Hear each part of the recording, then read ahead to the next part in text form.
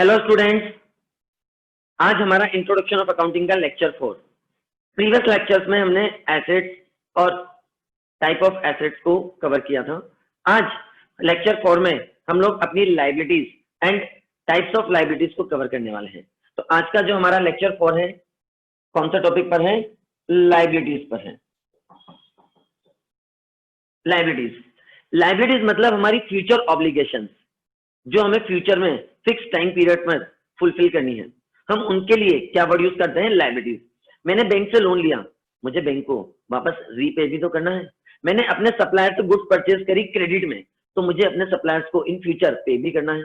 मैंने अपने एम्प्लॉय से सर्विसेज ले ली, लेकिन मैंने अभी लास्ट 2 या 3 मंथ की उनको सैलरी पे नहीं करी, तो मुझे अपने एम्प्लॉयज को सैलरी भी तो पे करनी है। तो ये सब मेरी क्या है? फ्यूचर ऑब्लिगेशंस है। दैट मीन्स मैंने किसी से पैसे लिए, मैंने किसी से गुड्स ली, मैंने किसी से सर्विसेज ली, लेकिन मैंने अभी तक उनको पेमेंट नहीं किया, तो मुझे उनको फ्यूचर में पेमेंट करना है। वो सब मेरे लिए क्या है? लायबिलिटीज है। हम लायबिलिटीज को 2 पार्ट में डिवाइड करते हैं। फर्स्ट हमारा current liabilities, second non current liabilities. First आपकी करंट लायबिलिटीज एंड सेकंड हमारी नॉन करंट लायबिलिटीज। पहले हम लायबिलिटीज का मीनिंग देखते हैं, फिर हम देखेंगे कि करंट लायबिलिटीज क्या होती है एंड नॉन करंट लायबिलिटीज क्या होती है। मीनिंग ऑफ लायबिलिटीज आपकी स्क्रीन पर। Liabilities, these are the monetary obligations and debt that the business is committed to pay at a particular time in future. Liability may be further classified into 2 parts as under current liabilities and non-current liabilities. First topic हमारा current liabilities. अब current liabilities क्या होती है? वो liabilities जो हमें with in a year, means कितने months में पे करनी है? 12 मंथ्स के अंदर अंदर पे करनी है। हम उन लायबिलिटीज के लिए क्या वर्ड यूज करते हैं? Current liabilities. करंट लायबिलिटीज वो लायबिलिटीज जो आपको विद इन अ ईयर पे करनी है, हम उनके लिए क्या वर्ड यूज करते हैं? Current liabilities. क्या लिखा है? It means those liabilities which are payable within a year from the date of balance sheet. Example of current liabilities are bank overdraft, bills payable, sundry creditors, outstanding expenses and unearned income. तो हम एक एक करके इन सबको समझने की कोशिश करते हैं, क्योंकि सारे वर्ड्स ऑलमोस्ट हमारे लिए नए हैं। करंट लायबिलिटीज क्या होगी? आई थॉट समझ में आ गया होगा। वो सारी लायबिलिटीज जो हमें विद इन अ ईयर यानी विद इन 12 मंथ्स पे करनी है, वो हमारी करंट लायबिलिटीज है। अब करंट लायबिलिटीज के जो वर्ड्स है, हम एक एक करके उन सबका मतलब समझते हैं। सबसे पहले क्या वर्ड यूज किया था हमने? Bank overdraft. तो फर्स्ट वर्ड हमारे पास था bank overdraft.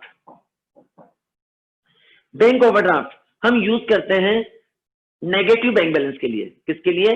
Negative bank balance के लिए हम लोग क्या वर्ड यूज करते हैं? Bank overdraft. Negative bank balance के लिए हम लोग क्या वर्ड यूज करते हैं? Bank overdraft. ये नेगेटिव बैंक बैलेंस क्या है? मेरे बैंक अकाउंट में डिपॉजिट है सिर्फ 10,000 रुपीज, लेकिन मैंने अपने बैंक से विड्रॉल कर लिए 12,000 रुपीज। क्या? मेरे बैंक अकाउंट में सिर्फ 10,000 रुपीज डिपॉजिट थे, लेकिन मैंने बैंक से 12,000 रुपीज विड्रॉ कर लिए, तो मेरा बैंक बैलेंस 2,000 क्या हो गया? नेगेटिव हो गया। मैंने बैंक से 2,000 ज्यादा ले लिए, तो ये मुझे बैंक को वापस देने हैं, तो ये मेरी क्या है? लायबिलिटीज है। तो इन 2,000 के लिए मैं क्या वर्ड यूज करूंगा? Bank over draft word use करेंगे। क्या वर्ड यूज करेंगे हम इसके लिए? Bank over draft. That means जब आपकी विड्रॉल आपकी डिपॉजिट से ज्यादा हो जाती है, तो हमारा बैंक बैलेंस नेगेटिव हो जाता है, उसे हम क्या बोलते हैं? Bank overdraft, negative bank balance. Bank overdraft आपकी स्क्रीन पर। Bank overdraft, the term bank overdraft refer to a withdrawal of money that is greater than the available balance in an account. Next word है हमारे पास bank overdraft के बाद bills payable. Next word क्या है हमारा? Bills payable. अभी bills payable क्या है देखते हैं। बिल्स पेबल, बिल्स पेबल हम इसे शॉर्ट में बीपी भी कहते हैं, बिल्स पेबल। बिल्स पेबल क्या हो गया आपका? Evidence of dept, evidence of डेप्ट। अब एविडेंस ऑफ डेप्ट क्या? क्या मेरा कोई सप्लायर ऐसा जो अननोन है, मतलब जिसे मैं नहीं जानता, वो मुझे नहीं जानता, क्या मुझे क्रेडिट फैसिलिटी देगा? क्या उधार देगा? क्या बिना किसी सिक्योरिटी के, बिना किसी एविडेंस के, बिना किसी एग्रीमेंट के? क्या कोई मेरा सप्लायर जो मुझे नहीं जानता, मैं उसको नहीं जानता, जिससे मुझे गुड्स बाय करनी है, क्या मुझे बिना किसी सिक्योरिटी, बिना किसी एविडेंस, बिना किसी एग्रीमेंट के क्रेडिट फैसिलिटी प्रोवाइड करेगा? क्या ऑब्वियसली नहीं करेगा। तो मेरे और मेरे सप्लायर के बीच में कोई ना कोई एक एग्रीमेंट प्रिपेयर होगा।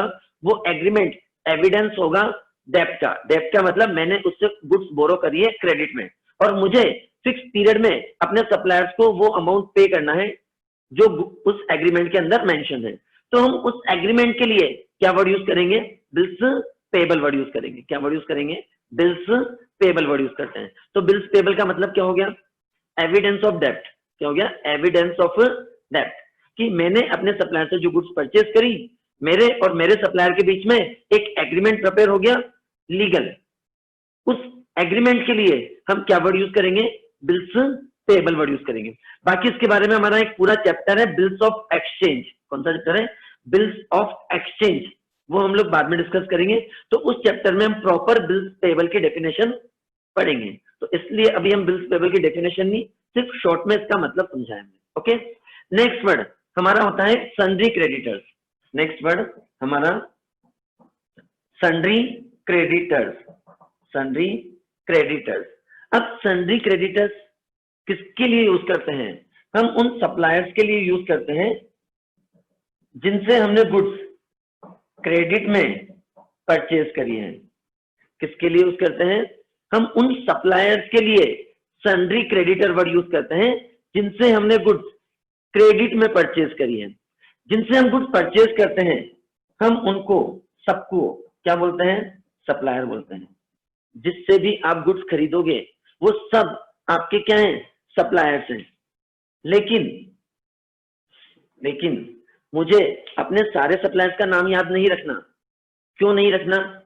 मैं अपनी गुड्स परचेज कर सकता हूं कैश में, मैं गुड्स परचेज कर सकता हूं क्रेडिट में। अब कैश परचेज क्या हो गई आपकी? कैश परचेज मतलब हमने 20 जून को गुड्स परचेज करी और हमने 20 जून को ही अपने सप्लायर्स को पेमेंट कर दिया। तो ये हमारी कौन सी परचेज हो गई? कैश परचेज हो गई। क्या मुझे उस सप्लायर का नाम याद रखने की जरूरत है क्या फ्यूचर में, जिससे मैंने कैश में परचेज करी है? क्या मुझे उससे पैसे देने? नहीं। क्या मुझे उससे पैसे लेने? नहीं। तो फिर मैं उसका नाम क्यों याद रखूं? तो जिससे मैंने गुड्स कैश में परचेज करी है, मुझे अपने उस सप्लायर का नाम याद रखने की जरूरत नहीं है। अब जब मार्केट में कुछ खरीदने जाते हैं तो क्या शॉपकीपर तो उसका नाम पूछते हैं क्या? ऑब्वियसली नहीं पूछते होंगे ना, वो आपसे अपना नाम पूछता है। तो जब हम गुड्स कैश में परचेज करते हैं तो ना तो शॉपकीपर कस्टमर से उसका नाम पूछता है, जनरल बात कर रहे हैं जब तक बिल नहीं बना रहे, और न ही कस्टमर शॉपकीपर से उसका नाम पूछता है। तो दैट मीन जब कैश में ट्रांजेक्शन होते हैं तो हमें अपने सप्लायर्स का नाम याद रखने की जरूरत नहीं है। लेकिन जिससे मैं उधार लूंगा, क्या वो मुझे जानता होगा? तभी तो वो मुझे उधार देगा। दैट मीन्स उसको मेरा नाम पता है और मुझे भी उसका नाम पता है। तो जितने गुड्स क्रेडिट में परचेज करते हैं उनको हम अलग कर देते हैं, क्योंकि सप्लायर्स का मतलब तो क्या हो गए? दोनों हो गए। जिससे हमने कैश में खरीदी वो भी मेरे सप्लायर, जिससे मैंने उधार खरीदा क्रेडिट में खरीदा वो भी मेरा सप्लायर। लेकिन मुझे क्रेडिट वाले का नाम याद रखना है। क्यों? क्योंकि मैंने उससे गुड्स तो 20 जून को परचेज कर ली, लेकिन मैं उसको पेमेंट कब करने वाला हूं? 20 अगस्त को पेमेंट करने वाला हूं। तो मैं उसको पेमेंट 2 महीने के बाद करूंगा। तो मुझे अपने सप्लायर्स का नाम 2 महीने तक याद करना पड़ेगा कि मुझे इस आदमी को 2 महीने बाद पैसे देने हैं। तो सिर्फ और सिर्फ वो सप्लायर जिनसे हम गुड्स क्रेडिट में परचेज करते हैं, हम उनके लिए क्या वर्ड यूज करते हैं? क्रेडिटर वर्ड यूज करते हैं। क्या वर्ड यूज करते हैं? क्रेडिटर वर्ड यूज करते हैं। तो क्रेडिटर्स का मतलब सारे सप्लायर्स नहीं, सिर्फ वो सप्लायर्स जिनसे आपने गुड्स क्रेडिट में परचेज करी है और आपको इनको फ्यूचर में मनी क्या करनी है? पे करनी है। ये आपकी फ्यूचर ऑब्लिगेशंस हैं। तो हम सिर्फ इन्हीं सप्लायर्स के लिए क्या वर्ड यूज करेंगे? सप्लायर्स के लिए क्रेडिटर वर्ड यूज करते हैं। सिर्फ इन्हीं सप्लायर्स के लिए क्या वर्ड यूज करेंगे? क्रेडिटर वर्ड यूज करेंगे। ओके, नेक्स्ट आते हैं अपन। नेक्स्ट, सन्ड्री वर्ड क्यों यूज किया है हमने यहाँ पर? अब सन्ड्री का मतलब क्या होता है? मैंने अजय से गुड्स परचेज करी क्रेडिट में, तो अजय हमारा कौन हो गया? क्रेडिटर।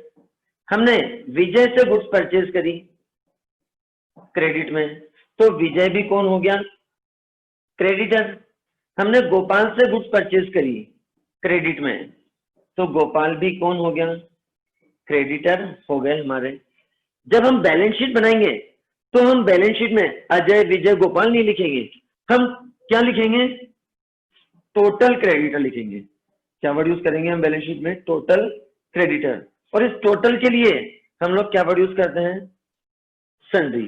सन्ड्री मतलब कोई एक अकेला नहीं है, हमारे बहुत सारे अलग अलग सप्लायर्स हैं जिनसे हमने गुड्स परचेज करी है, और हमें इन सबको टोटल इतना अमाउंट पे करना है फ्यूचर में। तो हम बैलेंस शीट में इंडिविजुअल एंट्री नहीं करते कि मुझे अजय को 10,000 देने हैं, मुझे विजय को 10,000 देने हैं, मुझे गोपाल को 10,000 देने हैं। जब हम बैलेंस शीट बनाएंगे तो डायरेक्ट लिखेंगे कि सन्ड्री क्रेडिटर 30,000, यानी अजय, विजय और गोपाल का मैंने टोटल एक साथ एंटर कर दिया। कहां पर? अपनी बैलेंस शीट के अंदर। किस नाम से? सन्ड्री क्रेडिटर के नाम से एंटर कर दिया।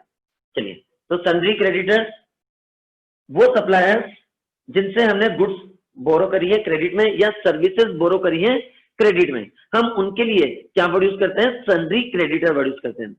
मीनिंग ऑफ क्रेडिटर आपकी स्क्रीन पर।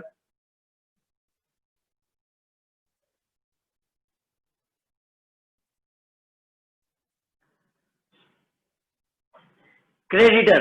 The term creditor represents those person or firm to whom goods have been purchased or services procured on credit and payment has not been made to them. हमने goods purchase कर ली, services ले ली, लेकिन अभी तक हमने उनको पैसे नहीं दिए, तो हम क्या वर्ड यूज करेंगे? क्रेडिटर वर्ड यूज करेंगे। ओके, चलिए नेक्स्ट आते हैं हम लोग, आउटस्टैंडिंग एक्सपेंसेस। तो next word outstanding expenses. Outstanding expenses. अब आउटस्टैंडिंग एक्सपेंसेस क्या होते हैं?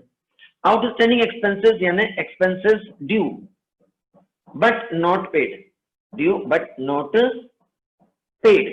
अब ये ड्यू बट नॉट पेड क्या है? आपके घर में लाइट का बिल आता होगा, उस पर लिखा होता होगा ना कोई पेमेंट की डेट, कि लास्ट डेट फॉर पेमेंट। और कभी कभी ऐसा हो जाता है कि हम लास्ट डेट को बिल डिपॉजिट नहीं कर पाते, तब हम क्या वर्ड यूज करेंगे उसके लिए? Outstanding expenses. फॉर एग्जाम्पल, मेरे घर में लाइट का बिल आया, उसमें लिखा था लास्ट डेट फॉर पेमेंट 1 जुलाई, और आज 10 जुलाई हो गई और मैंने अभी तक वो लाइट का बिल पे नहीं किया, तो मैं क्या वर्ड यूज करूंगा? आउटस्टैंडिंग एक्सपेंसेस वर्ड यूज करूंगा। मुझे अपने एम्प्लॉय को सैलरी पे करनी थी हर महीने की 5th को, यानी 5 जून को सैलरी देनी थी, 5 जुलाई को सैलरी देनी थी। आज 10 जुलाई हो गई, लेकिन मैंने जून की सैलरी भी पे नहीं करी, जुलाई की सैलरी भी पे नहीं करी, तो मैं क्या वर्ड यूज करूंगा? आउटस्टैंडिंग सैलरी वर्ड यूज करूंगा। तो आउटस्टैंडिंग मतलब एक्सपेंसेस पे करने की जो डेट थी, उस डेट को आपने उस एक्सपेंसेस का पेमेंट नहीं किया, तब हम उस एक्सपेंसेस के लिए क्या वर्ड यूज करते हैं? आउटस्टैंडिंग एक्सपेंसेस वर्ड यूज करते हैं। आउटस्टैंडिंग का मीनिंग आपकी स्क्रीन पर।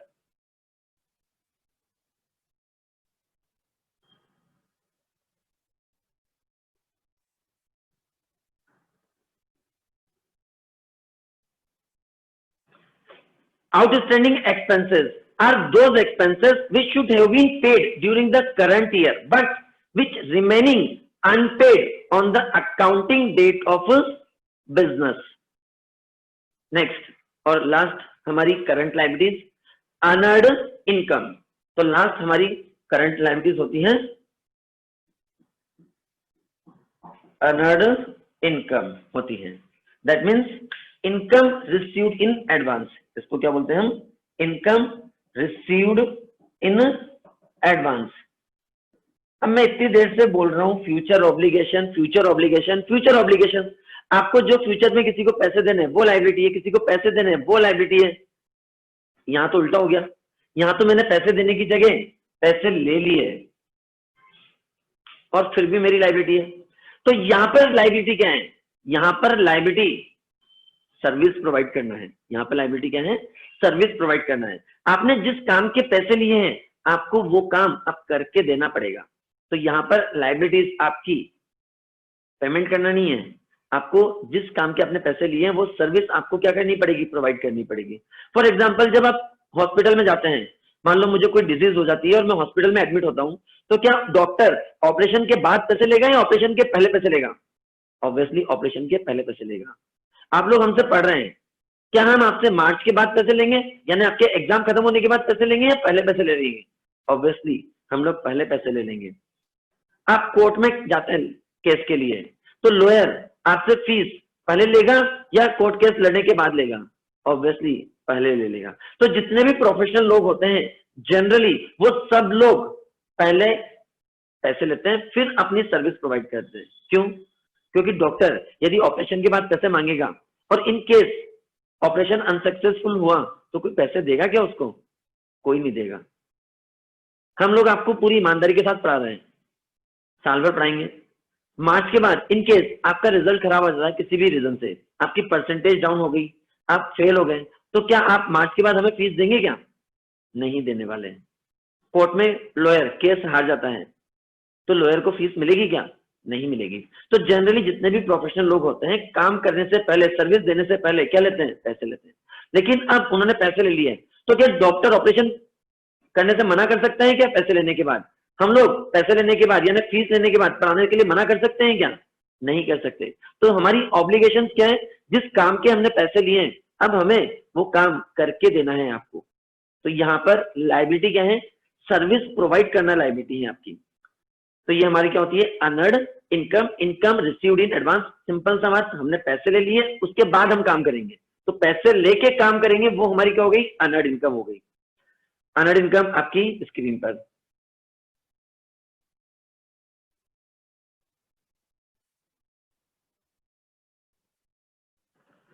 Earned income or income received in advance.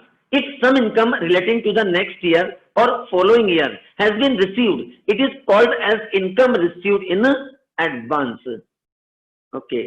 तो ये सब हमारी कौन सी लाइबिलिटीज थी? नॉन करंट लाइबिलिटीज थी। ये सब हमारी ये सब हमारी कौन सी लाइबिलिटीज थी? करंट लाइबिलिटीज थी। तो ये सब हमारी कौन सी लाइबिलिटीज थी? करंट लाइबिलिटी थी। अब हम आएंगे नॉन करंट लाइबिलिटीज पर। अब हम कौन सा टॉपिक पर आएंगे? नॉन करंट लाइबिलिटीज पर आएंगे हम लोग। चलिए, तो नेक्स्ट हमारा टॉपिक है नॉन करंट लाइबिलिटीज। अब करंट लाइबिलिटीज क्या थी?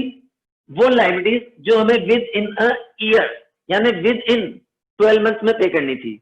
नॉन करंट लाइबिलिटीज आप मोर देन 1 ईयर या आफ्टर 1 ईयर भी इनका पेमेंट कर सकते हैं, तो उन्हें हम क्या बोलते हैं? नॉन करंट लाइबिलिटीज बोलते हैं।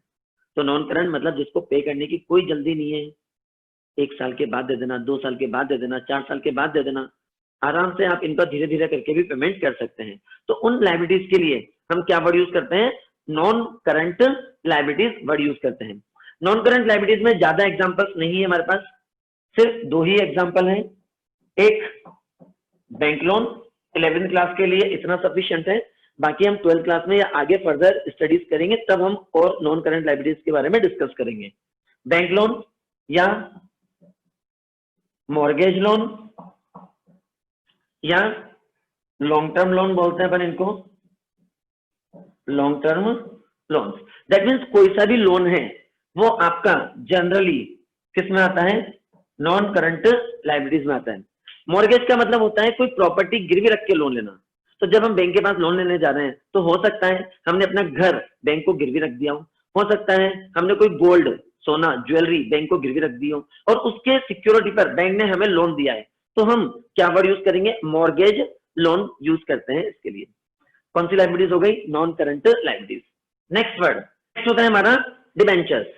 तो सेकंड टॉपिक हमारा नॉन करंट लाइबिलिटीज का क्या होता है? डिबेंचर्स। अब ये डिबेंचर्स क्या होते हैं?